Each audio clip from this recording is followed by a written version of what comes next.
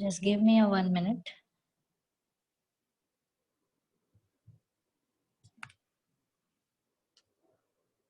We have finished the asexual reproduction mode, and now we have to see the sexual part, sexual reproduction. For both, we will be seeing that for the plants and for the humans. And I think this much the sexual reproduction you have in class 7th or 8th also somewhat. So it will be having a little bit of elaboration with this.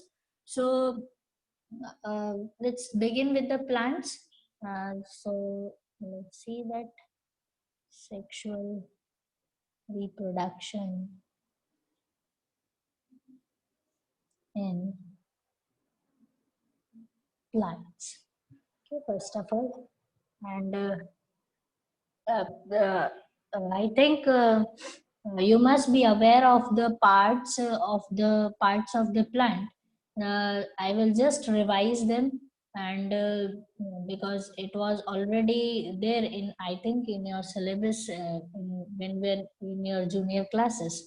So let's see how much I can make something addition to it, and let's see that when we are talking about the sexual reproduction in plants, basically we study the plant that is called hibiscus, that is considered, or I can use the word China rose also. That is considered as a standard flower to be studied when you are studying the parts of flower, because it shows almost all the things which you require to study the flower. Okay, so that's what we will be observing. And you can whatever you are studying, you can see if you have hibiscus at your home or wherever you can find it, you can relate it with that also. And see this, when we are talking about sexual reproduction in plants, first of all, the thing is, the flower which is having a stalk, and with the stalk it is having a cup like structure, and having a something just like a crown over it. Okay, and with this crown, let me label all this thing. This is called stalk, and this one is called basically calyx. Okay? And the green part of the flower, which is holding that particular flower, is called calyx. And this calyx is having the units like this, some triangle units you can see, and one triangle, one unit of this is called sepal. Okay, so unit of calyx is nothing but a sepal. So one triangle, one unit of this is called sepal, and group of sepals makes up the calyx. Is it clear to you? Yes, ma'am. Okay, fine. So this you have to understand. Then let's see Ma'am, this is that which plant?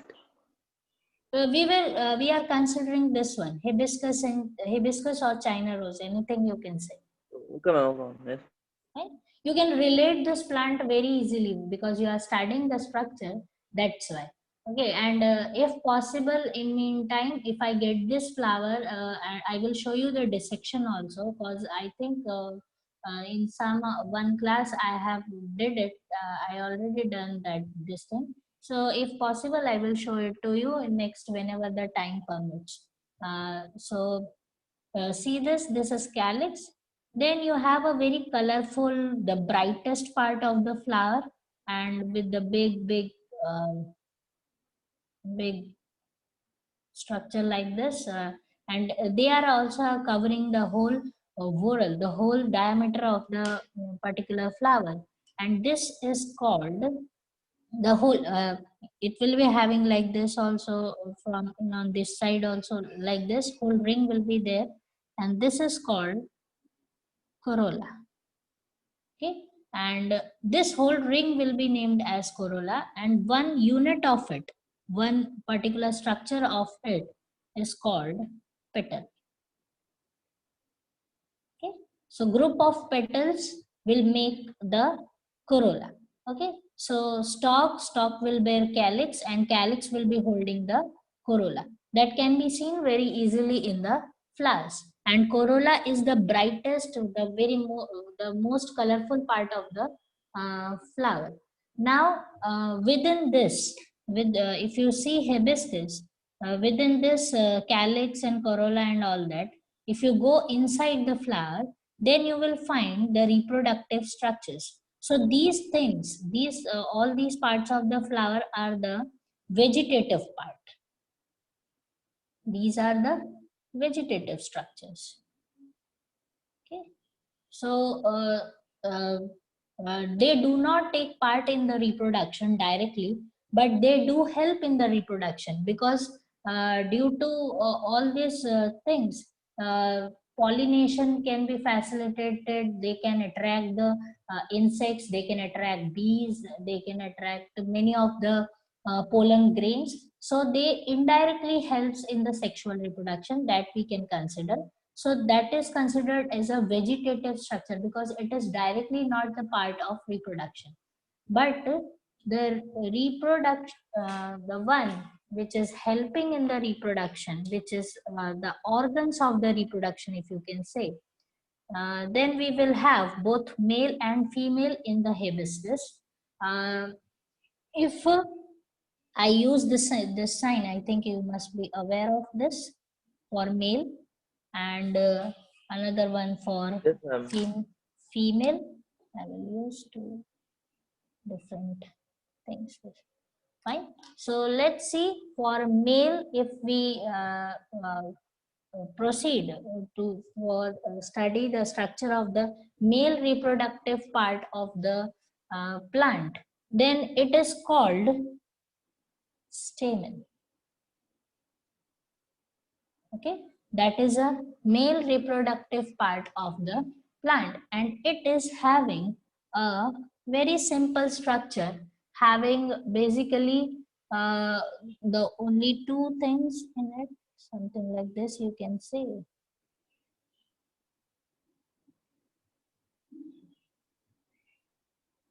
If I draw like this, then this is called filament, and this is called anther. Okay, Ma'am, so but anther is two-lobed, na ma'am.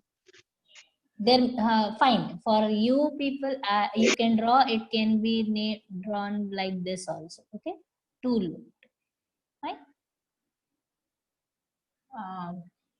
Fine, so two lobed, you can draw like that also.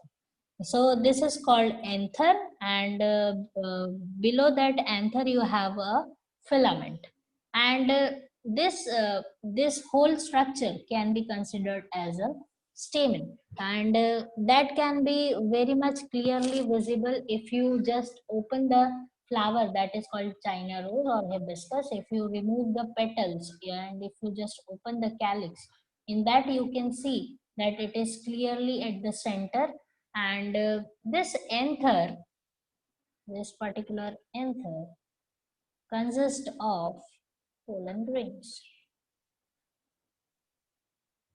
inside it. Okay, so these pollen grains hold the genetic material of the flower. Okay, and these pollen grains are considered as a gametes of the flower. That means the thing which is taking part in the reproduction is the pollen grain. Okay, and the next one is the female reproductive part, and this Ma'am, one show left, ma'am. yes, anything.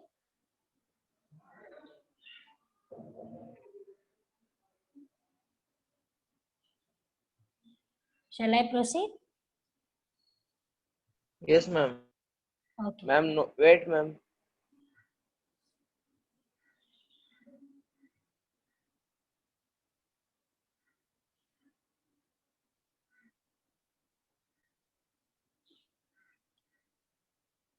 Fine.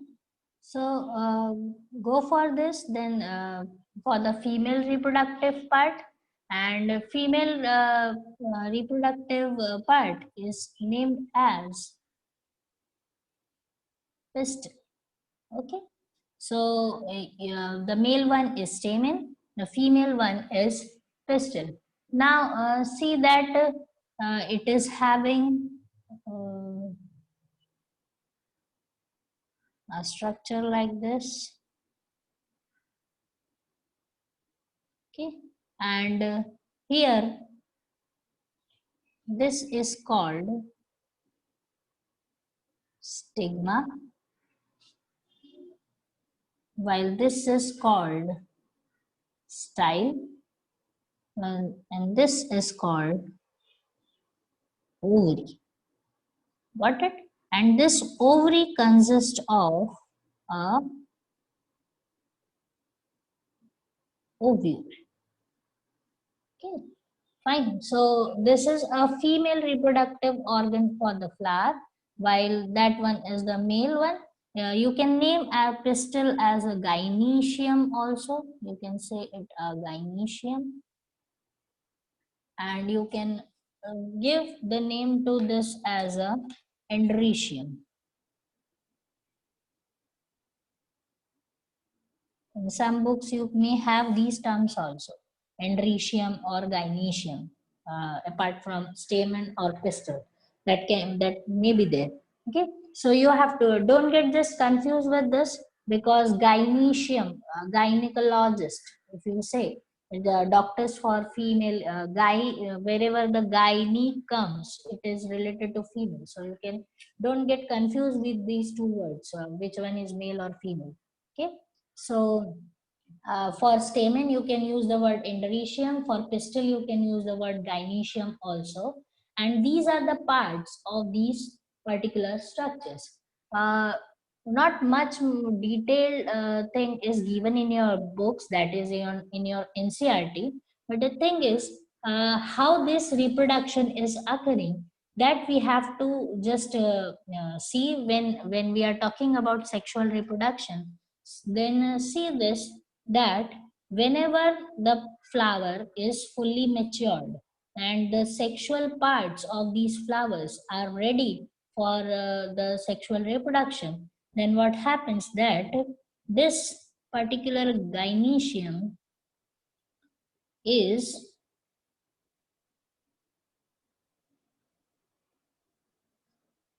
I will be drawing it like this, will be ready to have the pollen grains coming from the stamen. There may be the possibility that they may come from the same flower. There may be the possibility that the pollen grains can be obtained from the same plant or from the nearby plant wherever the another same type of species is present. Okay, so Ma'am, this is uh, pistil or stamen? what are you asking there? Ma'am, the thing that you have drawn is pistil or stamen? This is pistil. Gynoecium I have drawn. Okay, ma'am. This Okay, ma'am. have Yes, a ma'am. ovary over here. Okay, while stamen doesn't have a bulb-like structure at the base. So, so see this, that suppose there are because the environment is open, this particular stigma can have the pollen grain from the rose. It can have the pollen grain from sunflower also. It may have the pollen grains falling on it from the any other plant also, but none of them will get the access to the ovary. Okay, only the pollen grains coming from the same type of species, that means if it is coming from the hibiscus only, then only what will happen, that whatever pollen grain is dropping on it, that will get attached to the stigma, because the stigma is bit sticky in nature. and it will hold the pollen grains on it. Rest of other pollen grains will be degenerated or dried up, or they will die if they are falling on this. Only the pollen grain from the same species will be allowed the access of this.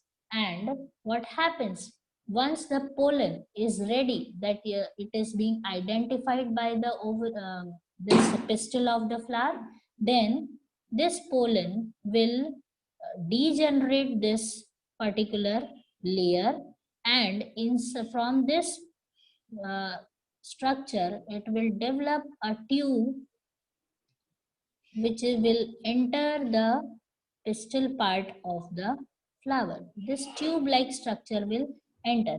Now see, whenever the sexual reproduction occurs in the plant, pollen grain will not enter the gynecium or the pistil of the flower. Do remember that. Okay? Because when you are studying, there may be the misconception that pollen grain, because pollen grain and ovule can get fused, something like that is there. No, pollen grain is not entering. It is just producing a tube, and that tube will enter in the flower pistil unit. Now, when this particular unit is entering, this will be having the nucleus from this. These nucleus, two types of nucleus are there, and these two nucleus will enter along with this tube, along with some cytoplasmic material also, that will also will be carried out. But the majority, the major part of it will be the nucleus along with this tube. I am just extending this diagram over here so that you can see it very well. Okay, I will be drawing little bit thick. It is not that much thick actually. Okay, but because you are observing it, you have to see it clearly. So this is how the nucleus will be here at the tip of the tube produced by the pollen grain. Okay, so here is the ovary. Okay, now this ovary is having a ovule inside it. So later on, what will happen, the extension of this pollen tube will be continued like this till it reaches.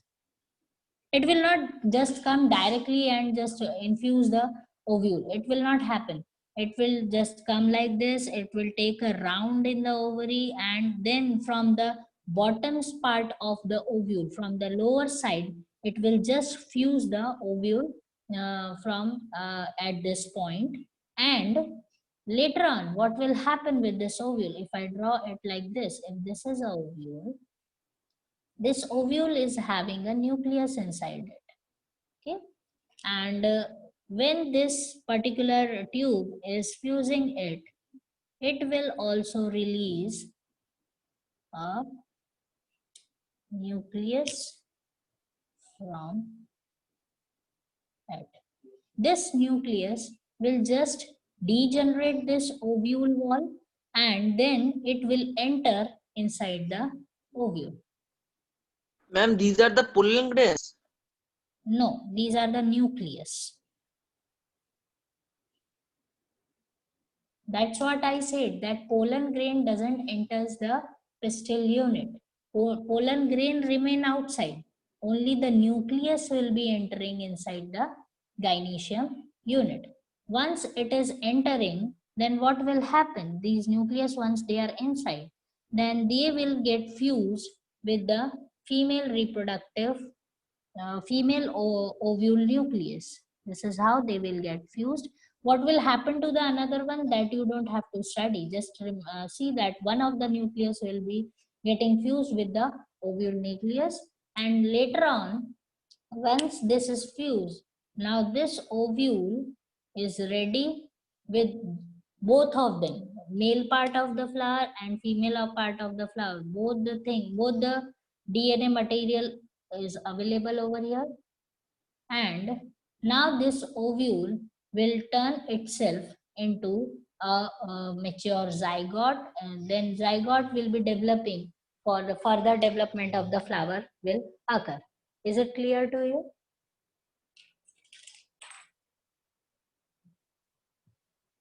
Ma'am, so the pollen grain has only the function to perform a tube-like structure so that the nucleus can fuse with the ovule. Yes. It just The another nucleus will fuse with the polar nucleus of the ovary, na? Triple fusion. see all those terms what you are talking about, the polar nucleus and all that, when you will study that part in detail, then you will understand that this ovule Ma'am, in is school we have been taught all these things. have been taught. Ma'am, in school. Okay, you must be having this type of diagram then, something Yes, like ma'am. this. This Yes, is ma'am. this is done in your school. Yes, ma'am. Okay, fine. So, because in NCRT it is not given, so I am not taking that much in detail. But let's see, if you are aware of this, then you should know that one will be fusing with this part, and another will be help in the fusion with these all these they are also these cells. The I think And polar antipodal. nuclei. Okay, polar nuclei term is being used. Antipodal cells, synergid cells, are these terms are being used? Nothing has been used, na? Only polar nuclei is being used. No, ma'am. Actually, it is given that one fuses with the female gamete and another one fuses with the two polar nuclei, and this results in a triple fusion. Okay, fine. Fine. See, uh, if you study the detailed structure of ovule, then you will understand that it has some special type of cells over here, and two cells over here, and these nucleus which is entering, one with definitely will get fused with this, and one will go and just have a fusion with this, and definitely that is called triple fusion, but that is called double fertilization. Basically that word is called Yes, double ma'am. Double fertilization. fertilization. Okay, because at two places fusion will occur, once at the polar nuclei and one with at the central one. So that's why that process is called double fertilization. So what happens with this, that when the nucleus is this process, when it is double fertilization is occurring, let me use this one, the double fertilization is occurring, then what happens, that the plant, the particular seed which will be formed in the future, then that will be having a uh, uh, genetic material, let me use this word, genetic material from male part and from female part, both of them. Okay, so when this is happening, then this particular central nucleus, because it is having half of the parent and half of the female, that will be developing into the having the two pairs of chromosome structures. Okay, but at here, as it is having uh, two nucleus over two polar nuclei is there and one of the male nuclei is there, then here the few it will be having a this type of condition. Okay, and see this, that this will be the one which is having on this one, this will be developing as a endosperm of the fruit. Okay, and this will be having the embryo portion. Is it clear to you? Ma'am, you can explain once again. Okay, fine. Let me say this, that where the two nuclei which is entering through the just through the tube developed by the pollen grain, these two nuclei, okay, these two nuclei, one of them will be getting fused with the central one, okay, and one will be fusing with the polar nuclei, the cells which is present at the end of the this particular ovule. Is it clear to you? Yes, ma'am.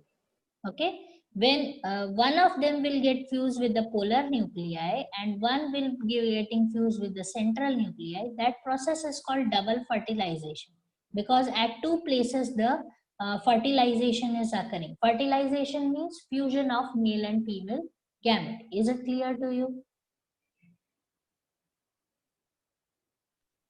Yes, ma'am. That is that. Okay, now here what is happening, this central nuclei is having the only the chromosome from the female. Let me draw this. It will be having a chromosome only from the female part. Now when it is getting the male nuclei, then another chromosome will be there.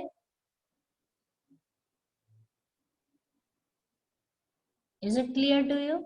After Yes. fertilization. Okay, but here as you have two polar nuclei, in this nucleus is there, you already have two nucleus and one nucleus is coming from the male part, so that means here you are having two female and one male DNA. Is it clear to you?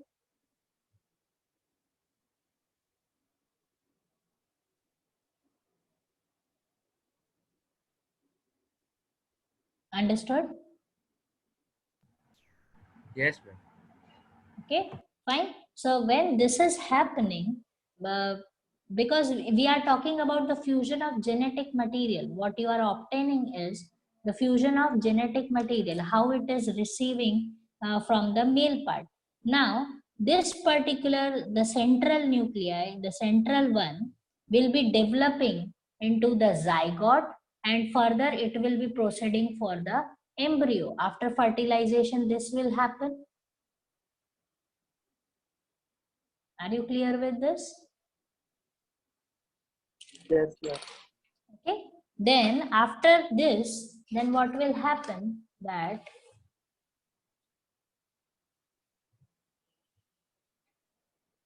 after this, when this will be happening, then this particular, let me draw only this much part of the pistil. Then this ovary will be when everything fertilization will occur and everything will be done, then this ovary will convert itself into a fruit. This ovary will convert itself into a fruit on maturation. Okay, and these ovules which is being fertilized, okay, that will be converted itself into a converting itself into seeds. These ovules will convert it themselves, because these seeds, I think you must have seen that when you open the seed, then you can see a structure which is little bit having a showing a milky structure when you are just opening the seeds from the center. Have you seen it? Yes, ma'am. That different structure is called embryo. Understood this?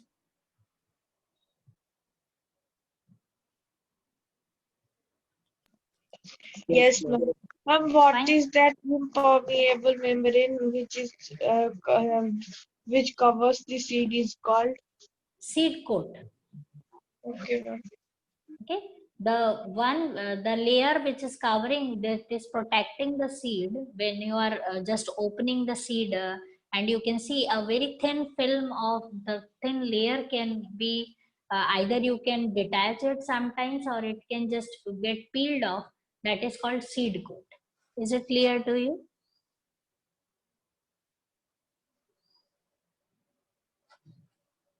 Okay. And with the seed, rest of all these things, whatever the part of the seed is there, that is called endosperm. Okay, that endosperm is obtained and it is having this type of genetic combination. Is it clear to you? Yes, ma'am. Fine. So I was not aware that double fertilization is being taught to you. So I just restricted that over there only. But do understand that uh, when you study the detailed structure of ovules, then you will come across all these terms. Double fertilizations are there. And these polar nuclei are also having their names. If they are above on that side towards the stigma, what they are called. If they are on the bottom side, then they have different name. If you are referring the books, then you will come across the names of these cells also. But no need to go in detail, just read the polar nuclei. That is much more enough if it is being taught in the school. Okay, is it clear to you? Yes, ma'am. Yes, ma'am. Fine.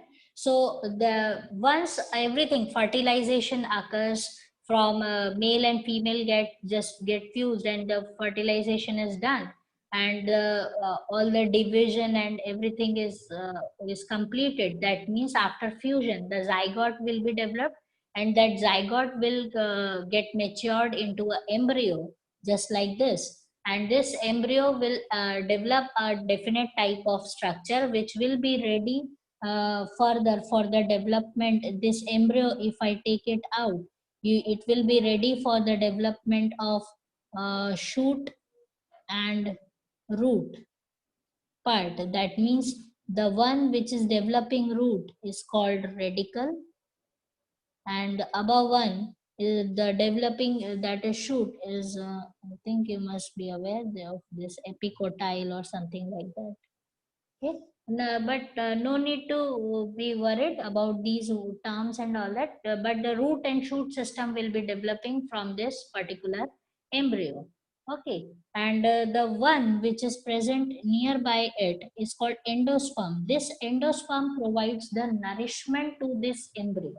It will provide the nutrition to this embryo when it is developing into a new plant. And this will happen when the seed will come out of this particular fruit. Till then, this ovary is when it is maturing, then it will be converted into fruit. The one which you are eating is nothing but the matured ovary.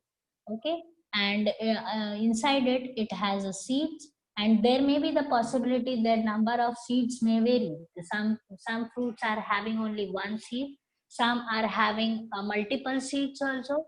That means that number of ovules are also differentiating with the respective flower. If you see that like papaya and all that, in that you are having a multiple ovules inside it. So if multiple ovules are there, the seeds will be are also large in number. Is it clear to you? Yes, ma'am. Okay, so the number of seeds will give you the number of ovules present inside the flower. So that is what is happening when you are seeing this. And the fertilization can be from anything. It can occur from the same flower. It can happen with the flower of the same plant, or it can the pollen grains can be obtained from the flower which are located nearby, but it should be of the same species. Then only the stigma will allow them to fertilize. Otherwise, no fertilization will occur if a foreign pollen grain is coming to that region. Is it clear to you?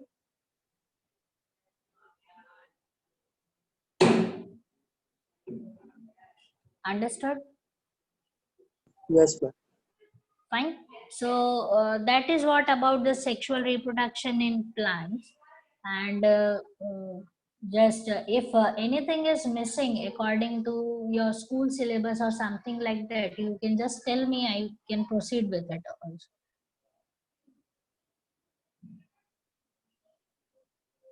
Is there anything No, ma'am. for everybody?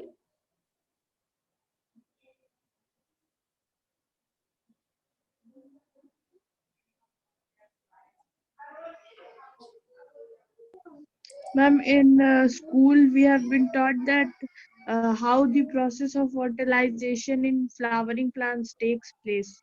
Full process. Um, can you repeat your question, dear? Ma'am, in school we have been taught that how the fertilization takes place in flowering plants completely. Okay, the whole process of the fertilization in the flowering plant.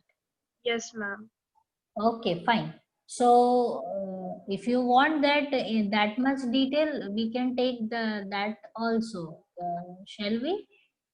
Yes, ma'am. Ma'am, we read some extra here. Okay, fine.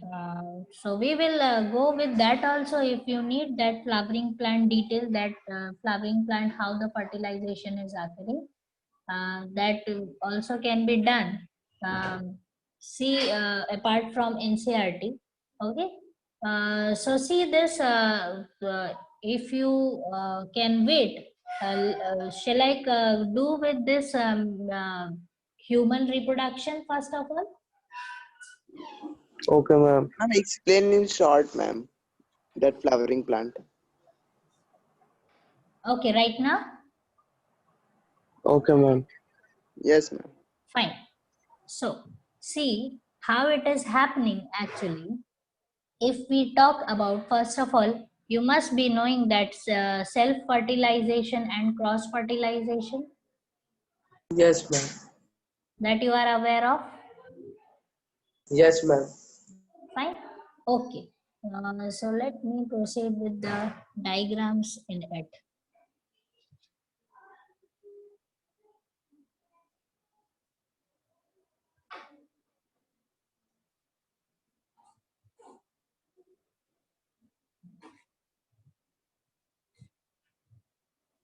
Ma'am, your voice is lacking.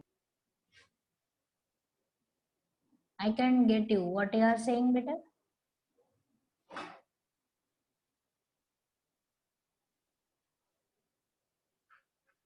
Anything?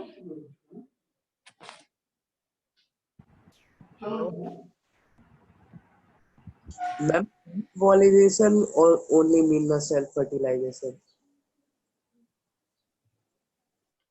Self fertilization and cross fertilization, you are asking me?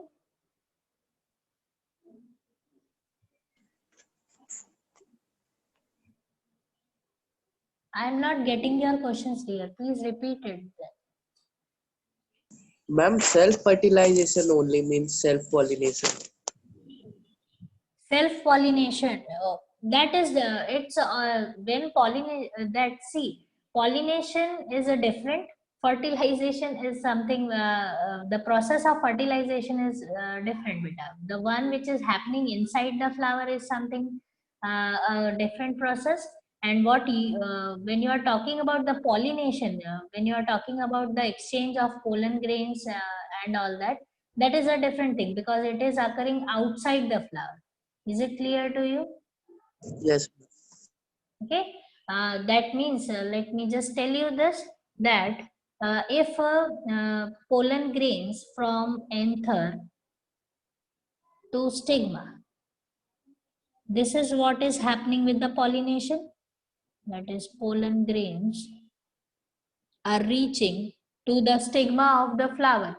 If it is occurring with the same flower, like you have the flower like hibiscus in which both male and female reproductive part are present, okay. So if it is the same flower, Ma'am, or what is the function of the style? I am coming with it. If you are talking about the that, I am just coming with it, okay.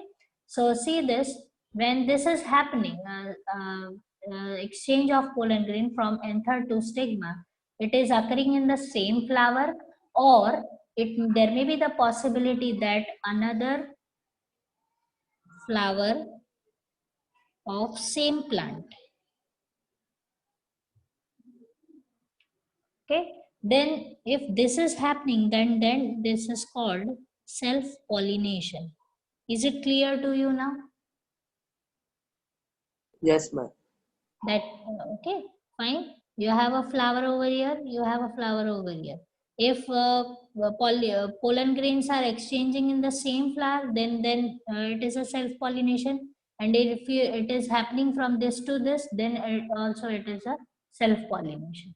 Is it clear to you? Yes, ma'am. Fine. And cross pollination is if you are having a plant nearby it and this is happening, then this is called cross pollination. Understood? Yes, ma'am. Fine. Now the difference is clear.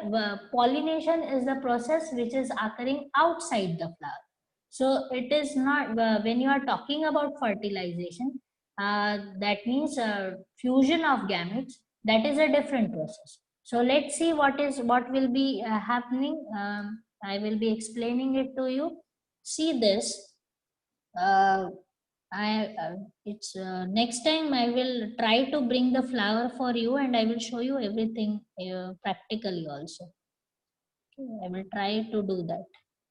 So if I draw a gynoecium unit like this, okay, and this gynoecium unit is having a ovule inside it, okay, and this ovule is having one central nuclei and the cells on the poles like this are present and they are also having a nuclei in it.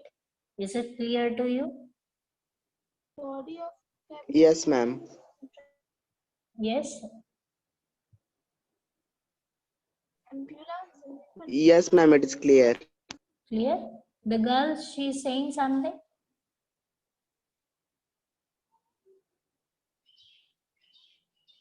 Nothing? Fine. So let's see this. Then what is happening over here? When the gynoecium unit is ready, the stigma, style, and ovary consisting of a ovule. Okay. Now you are asking me what is the function of style. Okay. So style is Yes, the ma'am. one which will allow the passage for the tube which will be produced by the pollen. No, fallopian tube. You can say that, not exactly for flowers we don't use basically these words, but yeah, fallopian tube is something which is related to the females. Is it clear Ma'am, to you? pollen tube. Yes, it will allow the passage of to the pollen tube. Is it clear to you? I am drawing that part. I will be coming with it. So what happens that when this particular stigma, it is very sticky and hairy in nature, this particular stigma will be receiving a pollen grain, which is having some structure like this, something like this, that will get stuck to the stigma. And once it is found that both of them are compatible, the flower just identify the pollen grain that yes, sure, it is coming from the flower which I know it or which is known to me.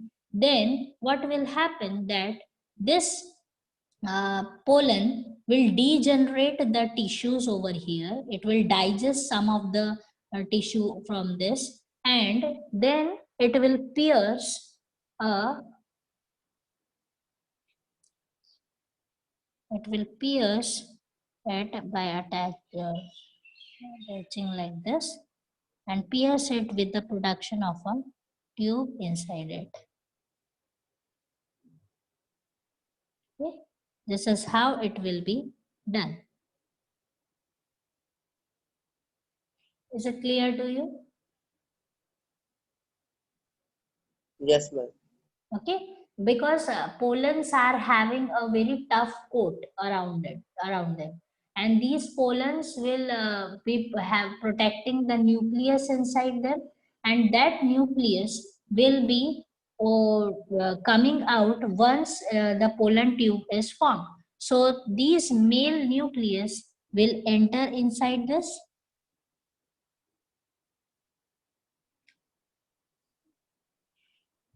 Okay, and why they are two in number, what is happening, for that you will be reading that there are a type of cell division, like I think you are aware of the term mitosis Yes, and ma'am. meiosis. Okay. Diploid. Yes. So a type of cell division occurs, and that leads to the production of two nucleus inside the this particular pollen tube.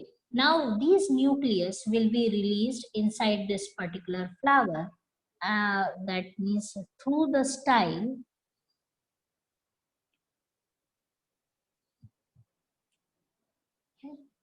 Through the style, it will be reaching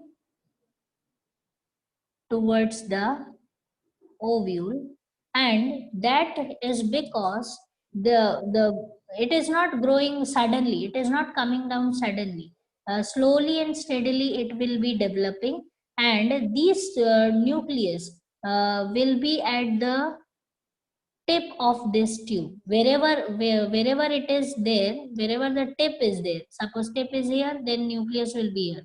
When it is extending, elongating, then it will come down along with this particular tube. This is how they will be proceeding, and this style of the ovary will be providing the passage, exact passage to so that it can reach towards the ovule. Now it is clear to you? Yes, ma'am. Yes, ma'am. Fine. Ma'am, please So, can you explain meiosis and mitosis in short? see, randomly don't bring that topic in between. Otherwise, it will disturb this particular process for. Okay. Fine. I will. If you want it, I will definitely do that. But first of all, finish this one. Got it?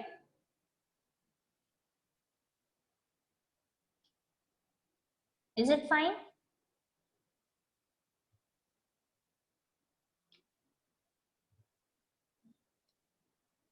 Fine. So let's see that this ovule, which is waiting for this two nuclei, it is having the central one and definitely the polar one. Okay, in it, here it is there.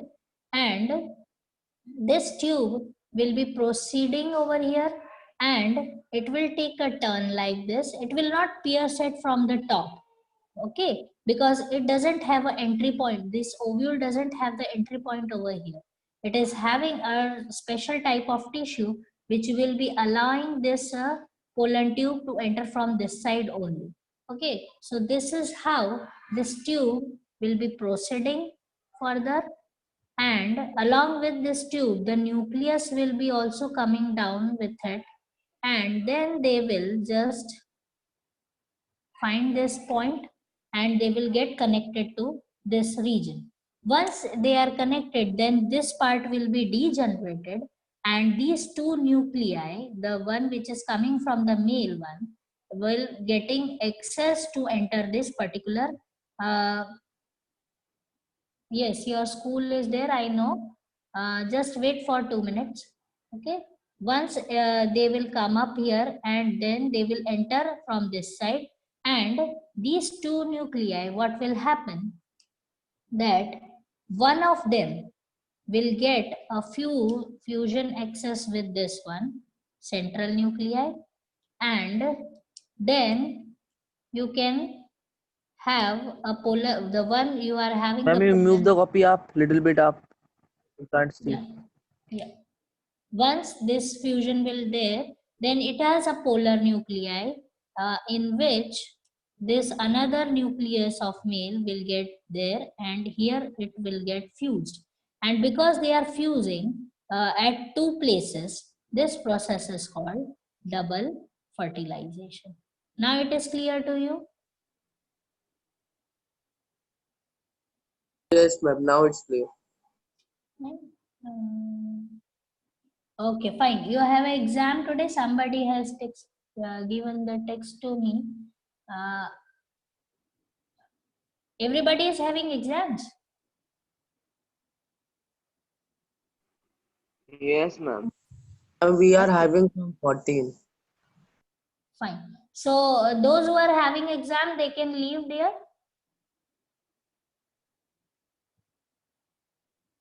Those who are having exams at the school, they can leave, and I will be finishing this off within 5 minutes after this. Okay, fine. So that is how the double fertilization occurs. And when this, because at two places the nucleus are getting fused with each other, so this is what is happening. Is it clear to you? Fine. So once this is done, the particular this ovule is ready. This particular nucleus is ready to convert itself into a zygote, and zygote will be converted into a embryo. It is clear to you? Yes, ma'am. Yes, ma'am. Fine. And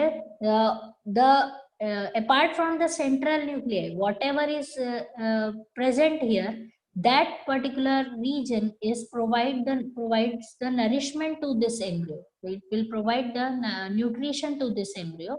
So that region is called converted into a endosperm. Now it is clear to you?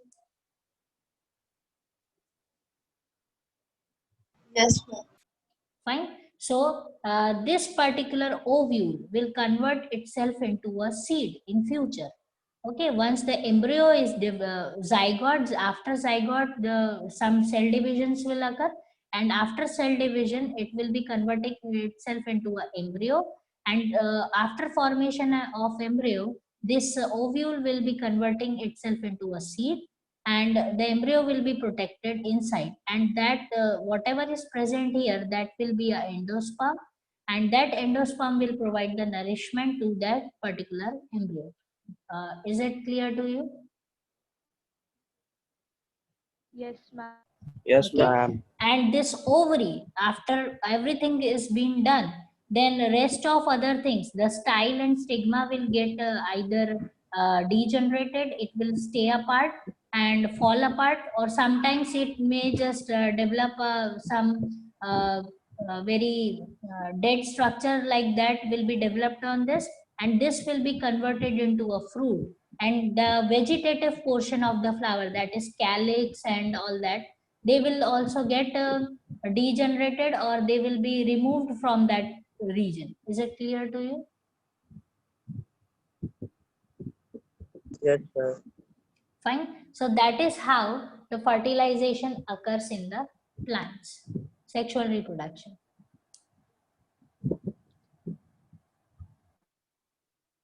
Is it okay?